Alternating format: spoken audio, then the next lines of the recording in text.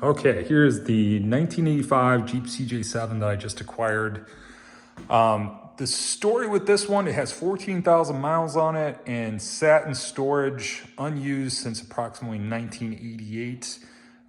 It's out of Maryland, and you need to kind of register these things for emissions testing each year. And for whatever reason, the guy, there's a little card that comes with it, and I've got all the documentation here. And on the card, he chose to not register it. 1988 was the last year, I believe, June of 1988, because he wanted to do some work on it. He was gonna add some Nerf bars and all the add-ons to it, and then put the lift kit on it and all that stuff that you would do to your Jeep back in the 1980s, but didn't for whatever reason, and got into it or whatever and stopped. And it's one of those things where when you let something sit for a while, the gas goes stale, you can't get it started, and then life just happens. So really great original soft top.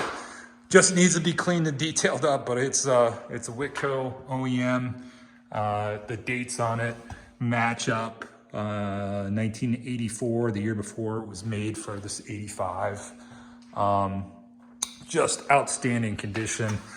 Underneath, solid. It's got a little flash rusting, and then I'll notice back here, it's got sand. So this was probably a beach cruiser and kind of put away with a little bit of salt water on it, so it has a little bit of flash rusting. Nothing bad at all. Interior-wise, I mean, just backs up the kind of usage and mileage you'd expect for this. And I mean, they're basically like brand new. Looking here, and then the dash pad, no kind of fading or cracking or anything on this thing. Inside, these were out of cardboard and would kind of, just fall apart. And that is very solid here. Again, though, this is just beautiful here. No rust or issues. Just a solid vehicle.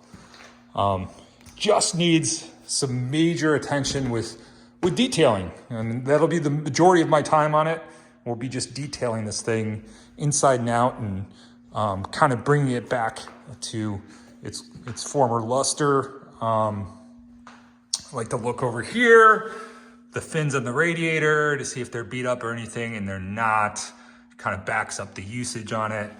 One thing that needs to be added is the spring here to make sure this top stays secured. Under the hood, you can see it's still got many of the stickers here. It's even got the little tag that you'd find on the radiator hose that came from the factory, which is really cool. Don't see those around too often. Brand new battery just put in, cap wires, cold start on this thing, great. I've had it parked in my garage for over a week. I don't see any leaking of it whatsoever, any oils or anything. Need to add the correct hood latches. For whatever reason, those were missing. I like to look in here to see if there's any leaves or anything. There's not. Just appears to be dust and maybe paper from storage. I know they rust out in here very easily. Just a small speck here of surface rust, probably from a rock or a piece of sand or something hitting it, and we'll clean that up. Again, it's got this dealer installed package here, and I need to figure out what I want to do with that. For the decals, these are just solid, and they usually, they just rust away. Cool thing in here, it's got the tack and clock package, the clock you'd find in Laredo. So that's kind of a unique add-on for a base model. Again, same deal over here. These are absolutely perfect. This thing just needs a major detailing. Inside and out, and it'll be fun. project for me to work on.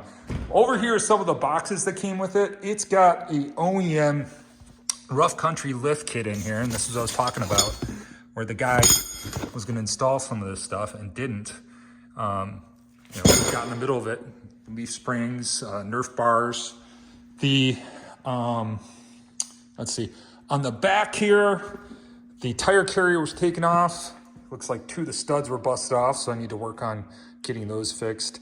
The broker that I got this from, he put this on there, this bumper in the back, new old stock bumper. That's coming off of there. I want the OEM ones on there, so I'll be looking for a drawbar and a couple bumperettes to go there.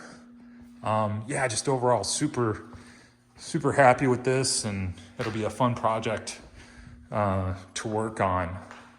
In the back there is my 1999 TJ Sahara. I've had that for quite a while. That one just rolled over 5,000 miles this year. That's 100% bone stock as well. I've been looking for a CJ7 here for quite a while that was kind of in a survivor condition that could just clean up and kind of use it like it was back in the day.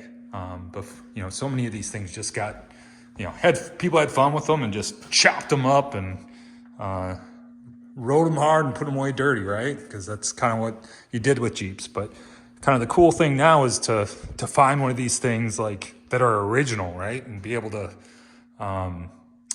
to kind of enjoy it the way it was made. So very excited to have this thing and add it to the collection.